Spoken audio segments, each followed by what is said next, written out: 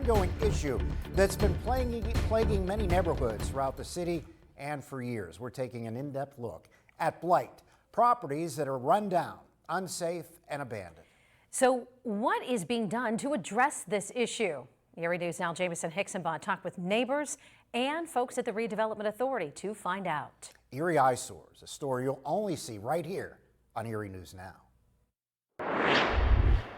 Talk about what it's like living across from a place such as this. Oh man, it's terrible. It's like every morning I wake up, first thing I see.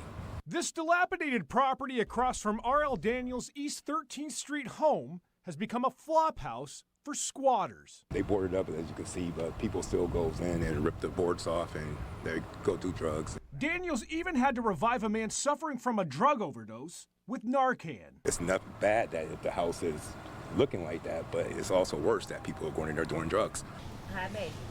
For Sharon Swartwood, it's a similar situation, different neighborhood. It's sick because people think our houses are abandoned over here, and they're not. The abandoned property next to her East 24th Street home has fallen into disrepair. It's become a dumping ground for garbage, attracting rodents and stray animals.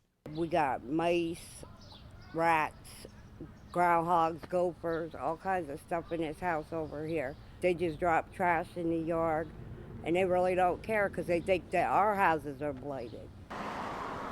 These are just two examples of the 252 blighted properties found throughout the city, 160 of which are considered vacant and abandoned.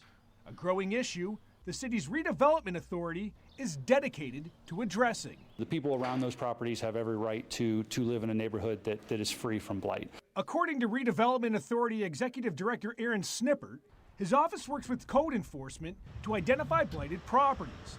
Once a blight declaration is made, the city sends a notice to the property owner. We send them a pre-condemnation notice. We want to work with the property owners. We don't want to acquire their property, but we want to gain compliance with the property maintenance issues that these properties have. If conditions are not corrected, or if the property is considered unsound, posing a threat to public safety, the Redevelopment Authority can condemn the property and acquire it through eminent domain.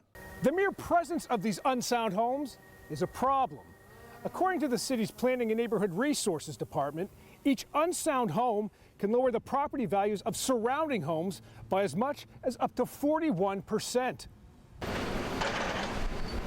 The city is now using $1.8 million in American Rescue Plan funding to mitigate 100 blighted properties. Since 2020, the city has torn down 84 properties, including the one next to Swartwood's home on East 24th Street.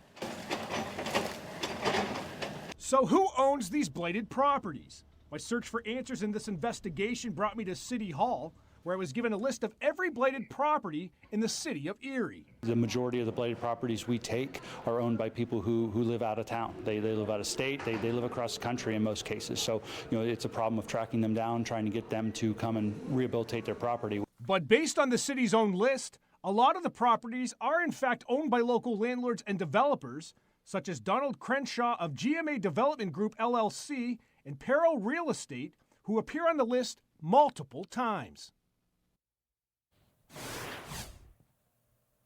And coming up tomorrow in part 2 of Erie's Eyesores, we hear from Mr. Crenshaw to find out what he's doing to address his blighted properties. Plus, we also hear from the president of the Apartment Association, Brandon Penn, who explains why he and other investors are actually responsible for those peril properties that are on the city's list. Jamison Hicksonbaugh, Erie News Now.